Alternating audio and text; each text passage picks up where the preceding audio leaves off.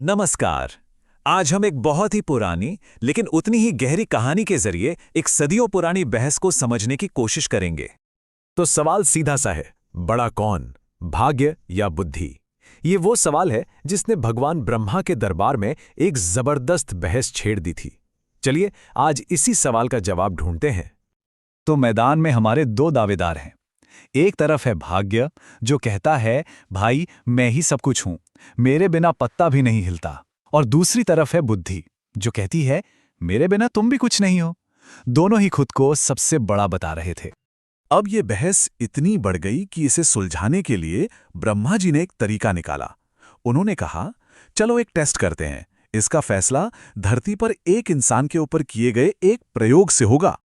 तो इस बड़े से दिव्य प्रयोग के लिए किसे चुना गया? एक बिल्कुल साधारण 20 साल के चरवाहे को। मतलब इतना गरीब कि उसकी पूरी दुनिया बस वो, उसकी मां और उसकी 3 बकरियों तक ही सिमटी हुई थी। और चैलेंज बिल्कुल सीधा और साफ था। दोनों में से जो भी इस गरीब लड़के को एक राजा या कह लीजिए एक सम्राट बना देगा, वही इस बहस का विजेता होगा। तो चैलेंज एक्सेप्ट हो गया। भाग्य ने कहा, ठीक है, मैं पहले कोशिश करता हूं। लेकिन एक शर्त थी। शर्त ये कि जब तक भाग्य अपनी किस्मत आजमाएगा, तब तक बुद्धि उस लड़के से पूरी तरह दूर रहेगी। मतलब वो लड़का सोचने समझने की हालत में बिल्कुल नहीं होगा। तो भाग्य ने अपनी पहली चाल चली। उसने क्या किया? उस चरवाहे के रास्ते में एकदम चमचमाते शुद्ध सोने के जूते रख दिए। सोचा कि बस अब तो इसकी जिंदगी बदल ही जाएगी। पर हुआ क्या, जरा सोचिए। बुद्धि तो थी नहीं, तो उसे उन जूतों की असली कीमत का अंदाजा ही नहीं लगा। उसने वो लाखों के सोने के जूते सिर्फ 1 मन अनाज के बदले एक सौदागर को थमा दिए, बस। अच्छा, भाग्य ने भी हार नहीं मानी। उसने सोचा, चलो एक और मौका देते हैं। इस बार उसने और भी कीमती हीरे जवाहरात से जड़े हुए जूते उसी रास्ते पर रख दिए। और नतीजा? अरे फिर से वही हुआ। बुद्धि के बिना उसने वो बेशकीमती जूते भी सिर्फ 1 बोरी भुने हुए चने के बदले बेच दिए। अब तो भाग्य का सिर चकरा गया। वो एकदम हताश हो गया था। अब भाग्य ने एक बहुत बड़ी एक टेढ़ी चाल चली। उसने उसी सौदागर को इस्तेमाल किया। देखिए, हुआ ये कि सौदागर ने वो जूते राजा चंद्रसेन को तोहफे में दे दिए। राजा को लगा कि ये जूते तो किसी सम्राट के होंगे और उसने अपने बेटी की शादी का प्रस्ताव रख दिया। अब अपने झूठ को सच साबित करने के लिए सौदागर को उस चरवाहे के लिए रातों रात एक महल और सेना खड़ी करनी पड़ी। तो मतलब कागज पर चरवाहा राजा बन चुका था। लेकिन असलियत क्या थी, वो देखिए। महल, सेना, राजा का पद, सब कुछ मिल गया, पर वो चरवाहा परेशान था। वो सौदागर से कहता था, तुमने तो हमारी जिंदगी ही खराब कर दी। मुझे तो अपनी बकरियां चराने का भी टाइम नहीं मिलता। उसे कुछ समझ ही नहीं आ रहा था।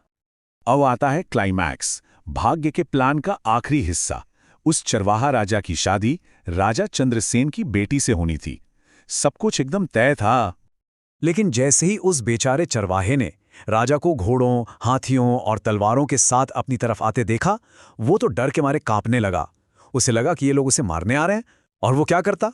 अपनी ही शादी से, अपनी ही बारात से भाग खड़ा हुआ। अब सोचिए राजा का क्या हाल हुआ होगा। इस बेइज्जती से राजा चंद्रसेन गुस्से से आग बबूला हो गए। उन्होंने फौरन हुक्म दिया कि अगली सुबह इस लड़के को मौत की सजा दी जाएगी। बस भाग्य की सारी मेहनत पर पानी फिर गया।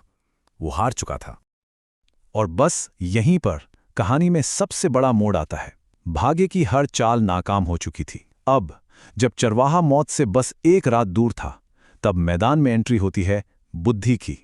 बुद्धि ने एक पल में उस चरवाहे के दिमाग में एक कमाल की कहानी डाल दी। जब गुस्से में भरे राजा ने उससे भागने की वजह पूछी, तो उसने क्या कहा? उसने कहा, महाराज, मैं नदी के पास से गुजर रहा था तो किसी की बचाओ बचाओ की आवाज आई। मेरे कुल का मान है कि शादी की रात कोई अनहोनी नहीं होनी चाहिए, इसलिए मैं उस डूबते इंसान को बचाने चला गया था। ये जवाब सुनकर राजा तो हैरान रह गया। वो इस लड़के के ऊंचे विचारों से इतना ज्यादा इंप्रेस हुआ कि उसने न सिर्फ उसे माफ कर दिया, बल्कि उसे गले लगाया और अपना वारिस भी बना दिया। देखिए, एक ही पल में मौत की सजा सम्मान में बदल गई। तो धरती पर यह टेस्ट तो पूरा हो गया। अब चलिए वापस ब्रह्मा जी के दरबार में, जहां सभी देवता ये जानने के लिए बेताब थे कि आखिर हुआ क्या। नतीजा अब सबके सामने था। और अंत में पता है क्या हुआ? भाग्य ने खुद अपनी हार मान ली। उसने सबके सामने कहा, देखो, बुद्धि के बिना मेरा दिया हुआ राजपाट भी उसके लिए मौत का फंदा बन गया था। मैं हार मानता हूं, तुम ही श्रेष्ठ हो। भाग्य समझ गया था कि मौके तो वो दे सकता है, पर उन मौकों को संभालना सिर्फ बुद्धि का ही काम है। तो इस पूरी कहानी से हमें क्या सीखने को मिलता है? देखिए, भाग्य आपके रास्ते में सोने के जूते रख सकता है, आपको सिंहासन तक भी पहुंचा सकता है। लेकिन अगर बुद्धि साथ ना हो, तो वही सोने के जूते चने के भाव बिक जाते हैं और वही सिंहासन मौत का फरमान बन जाता है। मतलब बात यह है कि अवसर मिलना भाग्य है, लेकिन उस अवसर को सफलता में बदलना ये सिर्फ और सिर्फ बुद्धि का काम है। तो अब ये सवाल हमारे लिए है, जब हम अपनी जिंदगी में झांक कर देखते हैं तो हमें किसका पलड़ा भारी नजर आता है, भाग्य का या बुद्धि का? और सबसे जरूरी सवाल, क्या हम अपनी बुद्धि का सही इस्तेमाल उन मौकों को पहचानने में कर रहे हैं जो भाग्य हमें दे रहा है? इस पर सोचिएगा जरूर।